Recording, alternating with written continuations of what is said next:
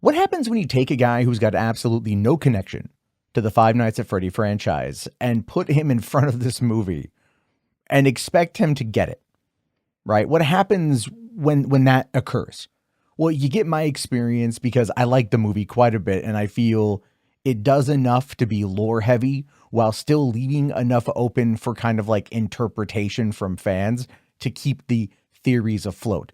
Now, let me just start by saying, like, I had trepidations. I was cautious going into this movie. For one, it's been in development hell since like 2015 when the movie rights were initially first acquired. And then, of course, I think Blumhouse came in after the fact, after the initial movie pitch kind of fell through. They brought in Chris Columbus. That was going to be an interesting thing, you know. The director of Home Alone and Harry Potter and Percy Jackson brings you Five Nights at Freddy's. It's a bit of a departure for our boy, you know, Chris Columbus. It's a bit of a departure for our homie on that one, especially if you're like me and you're like, this guy's kind of, you know, in some ways really helped molded not only my childhood, but like my siblings' childhood. Cause for me, I had Home Alone. They had Harry Potter. It's a, you know, this is a name. This is nothing to scoff at, right? It's kind of like Steven Spielberg directing Ready Player One. It just seems to fit like that particular vibe. But of course, that whole thing fell apart. And, you know, the movie kind of kicked around a few other people throughout the years, finally landing on the Emma Tammi, who is the director of this particular film. And I've never heard of her before, never seen anything she's done before. She actually did a really solid job. I quite enjoyed the direction and the cinematography. I thought for what they did, it worked out real well. But anyway, I'm getting ahead of myself here. Let me talk about the trepidations. Let me talk about why I was a little bit cautious going in. So like I said, this is a 9-year-old franchise. There are multiple games. There are multiple books. There are graphic novels. You have merch almost in every store for a while, at least. You know, it's immediately identifiable. It is immediately something that you recognize when you see it.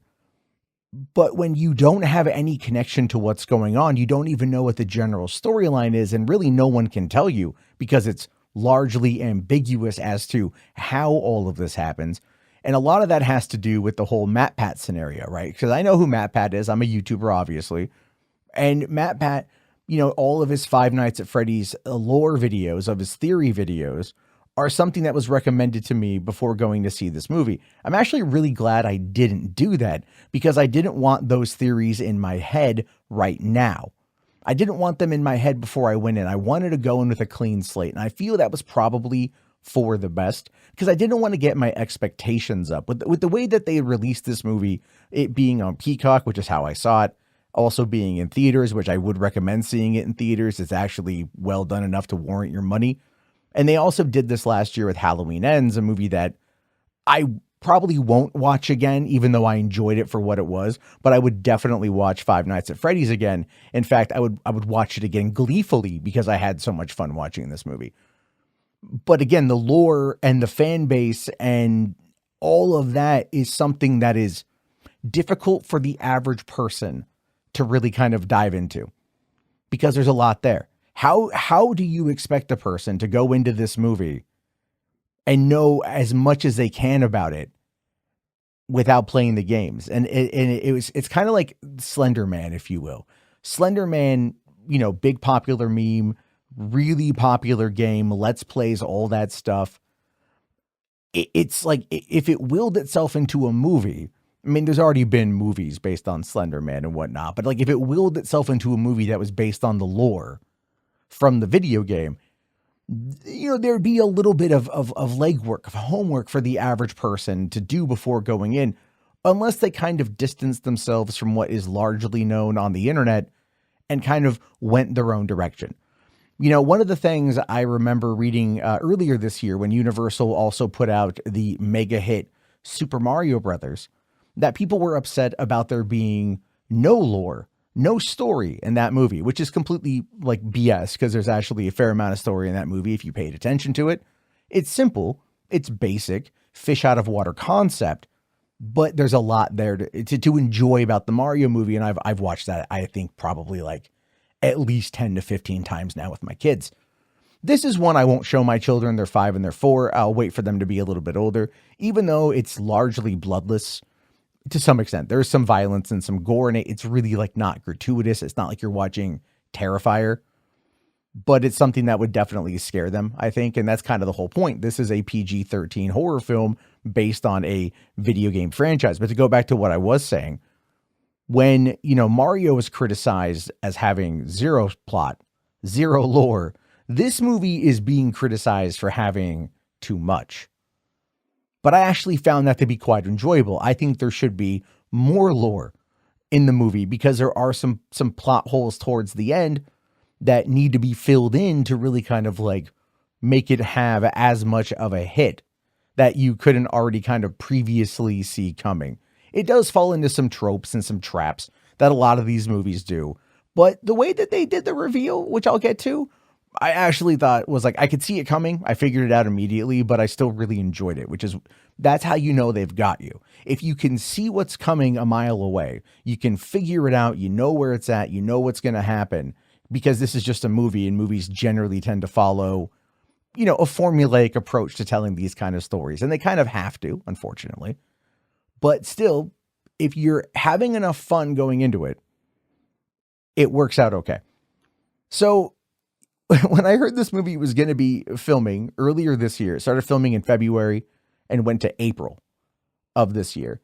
And they got it out by the end of the year, which is crazy. They shot it all early 2023, had it out, finished CG, everything else by the end of 2023.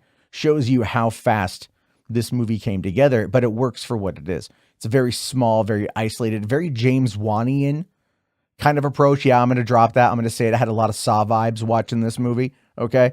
And you can feel the low budget, but it works for trying to set up the world building that it does. But Josh Hutcherson doing this movie, of course, I know him predominantly from the Hunger Games franchise and a few other things here and there. Coming in as Mike, the security guard, is, like, okay, like what's PETA going to bring to the table? And I'll say this, like he brings a really good nuanced performance of a person who is struggling with their own mental health, trying to solve a mystery that's trapped in their own brain, which I thought was a really interesting and unique approach to setting the stage. Even if it didn't fully land in the way that I think they wanted it to, I really enjoyed the fact that that was his obsession. And the fact that he was now raising his sister, which at first you think it's his daughter and he's just a deadbeat dad. But then you realize, oh no, that's his sister. And he is now not seen as a deadbeat dad. He is seen as a brother who is having to look after his sister who now no longer has parents. And he's struggling to do it while also battling family court because his entire, you see next Tuesday of an aunt is trying to take away the kid. And she, of course, is like largely the main villain of the movie, which I thought was really interesting that they were trying to go the family court route with this whole character, because what you've got is, like the scene, by the way, there's going to be spoilers in this. I think that's kind of apparent at this point, but you got this scene where she's like talking with his babysitter, Max, and her brother, and she's paying them to like toss his apartment, to ransack his house, trying to find anything that they can that she can use against him. Never mind, he has got sleeping pills, which he's clearly using more than he probably should, but those are all prescribed. So it's going to be really hard to make the argument that he's ODing on prescribed sleeping pills, but they do mention that he sleeps a lot. But at the time they mention it, you don't quite know why he's doing it. You just kind of think that like he's just having trouble sleeping because he just keeps having this reoccurring memory. But as the story begins to unfold with why he's doing it, with his brother having died, and he's trying to solve the mystery of who took him by going back to this memory every single night in order to try to revisit it, was really interesting. And I really dug that particular storyline because it sets up like his, it sets up his irritation, his agitation, the survivor's guilt that he has, his inability to really hold down a job. We see him in the beginning as a security guard at a mall. He sees what he thinks is a kid being kidnapped, like his brother was, and he ends up tackling the guy and beating the crap out of him. Turns out it's that kid's dad. He gets fired, so on and so forth. But then he ends up like, going and meeting a career counselor played by Matthew Lillard. All right. And Matthew Lillard does a great job in the role that he's in. Like it's pretty great. Actually, I really enjoyed him as Steve Ralgan, just because it's like he has that immediately creepy vibe about him. And of course he's, trying to get him to go and to become the security guard at at the pizzeria. And so like, obviously, he's the bad guy. Okay. Or he is a bad guy, but you don't know which connection he has to everything yet, because once Mike gets in there and he starts going through the nightly routines, really it's just, he sleeps through the first couple nights. Of course he meets Vanessa, the cop, who can I be real about this one? Her name was Elizabeth Lael, or Lael. I don't know, who played her in the movie, who played Vanessa in the movie. She did a really good job, but I'm telling you, like, the whole time I'm watching her, the way they have her hair and the way she generally looks, I'm like, this is discount Jennifer Lawrence, but I don't mean that in a negative way. I thought she was really good for what she was attempting to do. And you could clearly tell that there was going to be a twist with her, because why would this like 30 something cop, be really interested in hanging out at Freddy Fazbear's, would know all about it, would know all the security guards. Never mind the fact that the entire time they're saying, keep people out, don't let people in.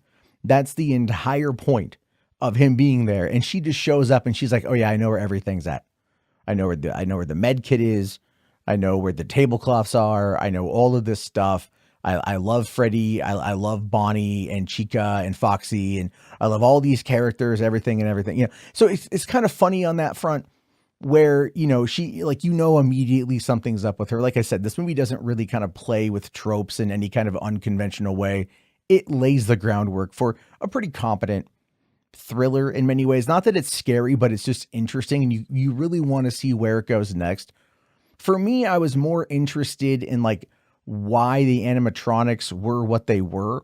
And when it establishes that they're all just the ghosts of children in these machines, like the way that Mike comes to that conclusion and Vanessa's, acknowledgement of it was very like, okay, oh, I see, there's ghosts in these machines, not ripping off a 1998 animated movie or a 2017 feature film with Scarlett Johansson. And then she's like, yeah, there's ghosts in the machines. But of course, she's still holding back, because at this point, you don't quite know that the children's bodies are in there. Now, if you know the game, if you know that lore, that's going to be in the movie, which was definitely something that was, I knew about from what I had heard from other people.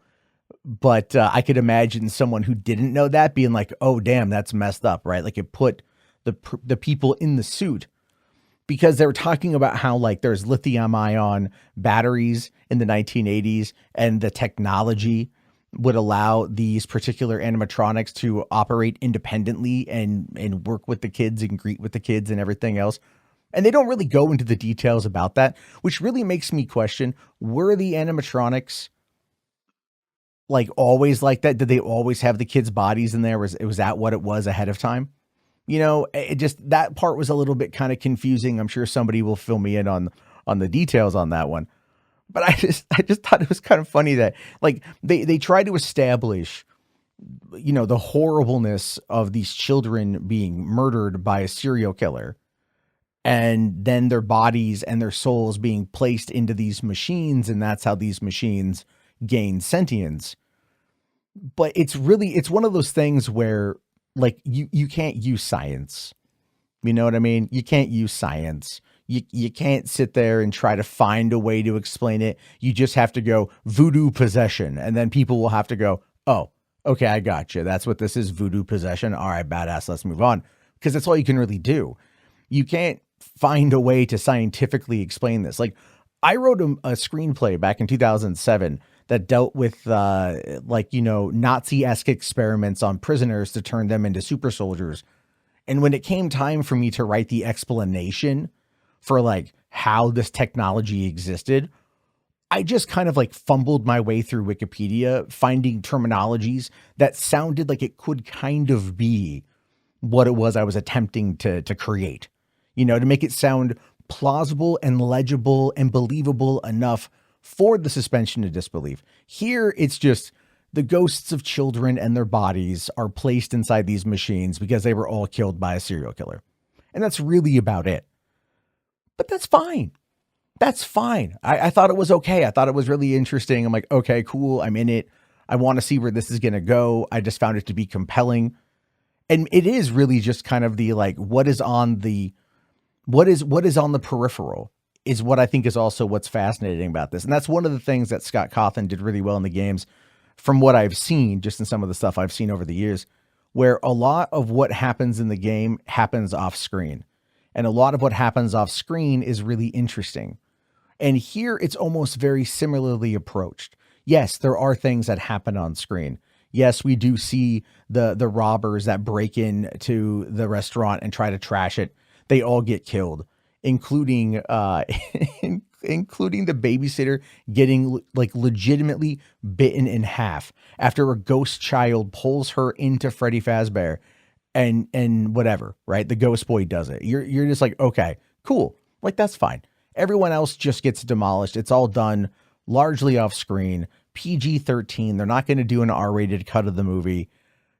Kind of like Megan, right? Like, Megan is also very similar to kind of this movie, with the exception of that being artificial intelligence meets child's play.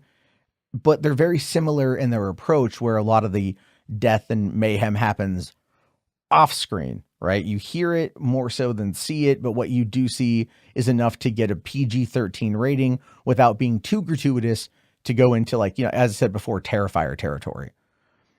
So it works. It works. I thought it was okay, right? I enjoyed the sequence where everybody got killed. I thought that was great. Each one of them, were taken out by a different character. And that was a lot of fun. And then, of course, we get Abby, the little sister. She gets brought in, and they all like her. Then they want her. And then they're like, look, we're going to give... This is what I don't get. Okay, so this is where I feel the movie did have a bit of problems. And I feel like the moving of the needle from Act 2 to Act 3, which is where, Mike is trying to figure out this mystery of what happened to his brother. He's trying to remember. He's having these dreams while he's in the pizzeria. We see the 5 ghosts. He figures out that the 5 ghosts are the 5 children of the machines. Okay. And he's trying to understand why that is.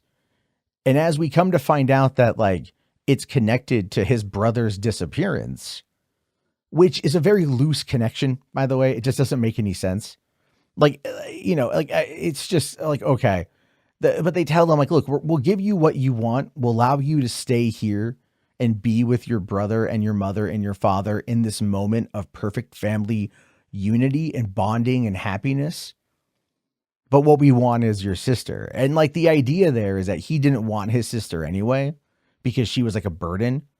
And so he gives her up, but, like, he gives her up and then immediately says, no, I was wrong. I shouldn't have done that, because they caught him in a very vulnerable moment, which I think some people might scoff at that particular plot point. But I think it's actually really, really natural, to be honest with you. Right. Because in the moment, you're just like, this is what I've been wanting my whole life. This is what has tormented me my whole life. This is what I've dealt with my whole life. And then in this moment, they're going to give me what I want. It's a false hope. You know what I mean? It's completely a lie. They're going to trick him. But in that moment, he doesn't catch it. In that moment, he is so overcome with that desire that he just chooses to give in. But then immediately you've got, like, that post-nut clarity sets in and you're like, oh, damn, I effed up, right? So he's kind of like, figure out a way to get out of there. But then, of course, they're able to, like, hurt him in his dreams. Okay. Like, all Freddy Krueger style, which is just really weird to me. How there's, like, again, psychic ghosts. All right. It is what it is. Like, it is what it is. It's a choice. Fine, whatever.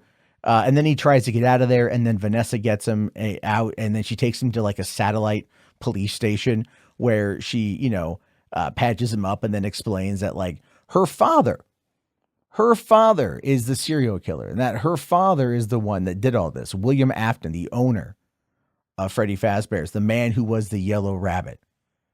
And now he knows that Mike is looking for him, but it doesn't ever say how he knows that Mike is looking for him. It's just like, whatever, you know, because we know that we don't have Mike's last name for like 90%, 95% of the movie. We don't know that his last name is Schmidt. Throughout the whole movie, he's just introduced as Mike. And maybe I missed it as I was watching it and I got to watch it again, but there's like no real reference to Schmidt anywhere else that would be a big reveal for having his name called out at the end of the movie. I don't know. But what I like is when he goes back in, like she's like, I can't go. I'm useless. He's my father. But here's these tasers and this cattle prod. Have at it, Haas. I know you're injured. I'm a cop. You can take my cop car and go there to get your sister. Cool. By the way, can we just quickly pause for a moment and then like go back to talk about like how the little boy possesses the golden Freddy bear, which I had to look that up to know what that was. He takes it across town, right? Goes over to the house, murders the aunt, which then he says to Abby, oh, she's just sleeping. She must have fallen because, you know, she's a drunk. And then like they get in the taxi cab and that's where you've got Corey X Kenshin makes a cameo. Never mind Matt Pat being earlier in the movie, which I thought was a great cameo, to be honest with you. As far as YouTuber cameos or just cameos in general, that one worked. And of course he dropped the line, it's just a theory, which I thought that was kind of fun, to be fair. I did think that was fun. When he was on screen, I was like, hey, it's Matt Pat. All right. That's sweet. I really enjoyed that.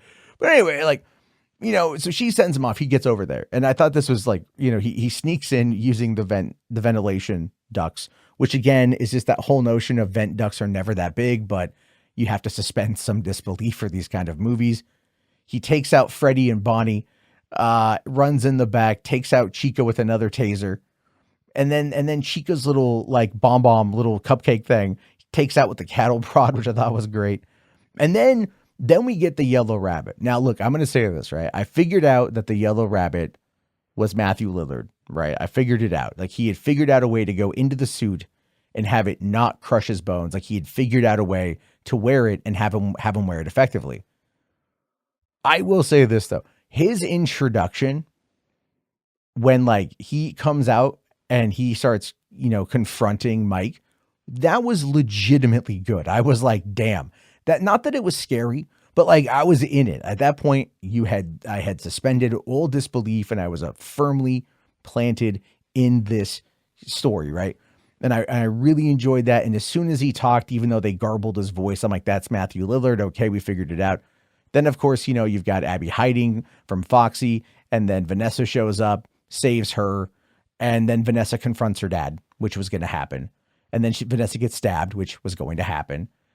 And then, you know, they figure out a way to change the controlling factor, right? To change the control from the yellow rabbit to show what he really is, which I thought that was really fascinating, that they were able to take, like, very quickly, Abby drew the yellow rabbit killing all the kids, showing them the truth of what he did, because there was all the pictures on the wall. And in the center was the yellow rabbit holding the hands of all the murdered children.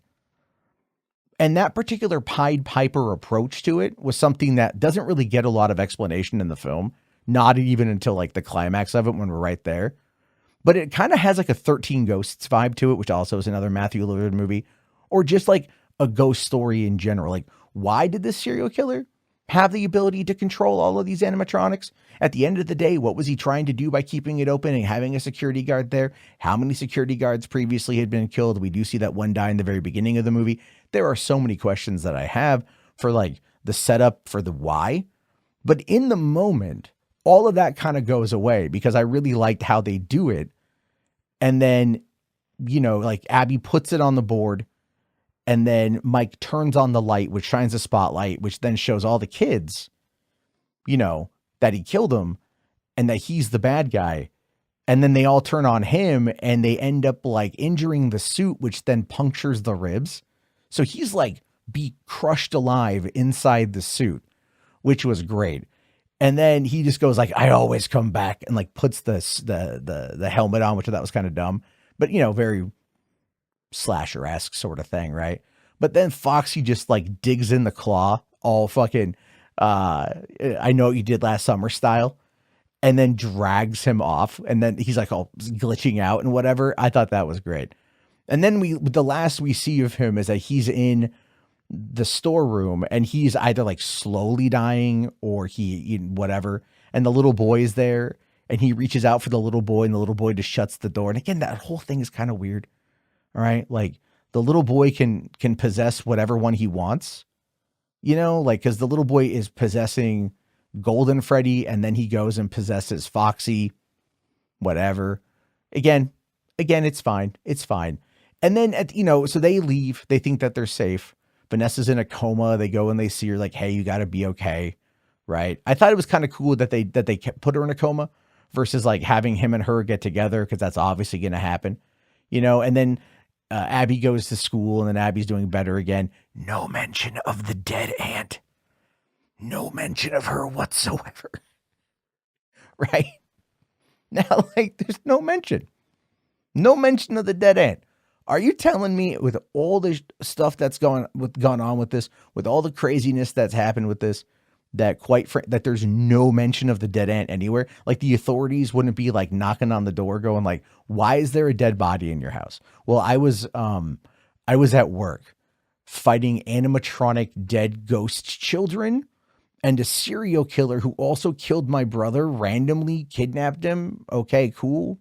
Right. But then like a possessed boy brought a possessed animatronic over to my house, murdered my aunt, kidnapped my sister, got in a taxi cab and then just went about their business. It just, the wrap up of the movie needed a little bit of extra there, but it also doesn't really matter, because it all boils down to, will this movie do well enough in order to make more? Well, they're talking about a $40 to $50 million opening weekend, and it only had a budget of $20 million, and it's also on Peacock. So they're like, it's going to hit home video very soon. It's going to sell very well on home video. I think the movie is a lot of fun. I think the movie is really entertaining. It makes me now want to go watch Matt Pat videos because I think that's going to be good times. And then I also want to learn more about all the Easter eggs that are in the movie and go back and watch it again. This movie does feel like a labor of love. It does feel to me like a labor of love, even though the critics right now seem to dislike it. But the critics also attacked the Mario Brothers movie as well earlier this year, and that movie was dynamite. So as I always like to say, critics mean nothing. Follow your own gut, follow your own choices, watch a movie, really watch it, really try to enjoy it. And of course, if you want me to watch something, you guys can always sponsor an episode of Podio Commentary here. And you can do that. Follow me on Twitter at Podio Commentary. And I'll probably buy a website or get some other stuff going on here pretty soon. But also you guys can find me on YouTube at Hollywood After Dark a couple nights a week. It's my live stream. I'll see you guys there. Let me know your thoughts on this movie. Good, bad, the other. Recommend me a movie to watch. Like I haven't seen Willy's Wonderland and I haven't seen Banana Splits, which are both very similarly themed. So let me know your thoughts on those. If I should watch those and give my thoughts, I'll talk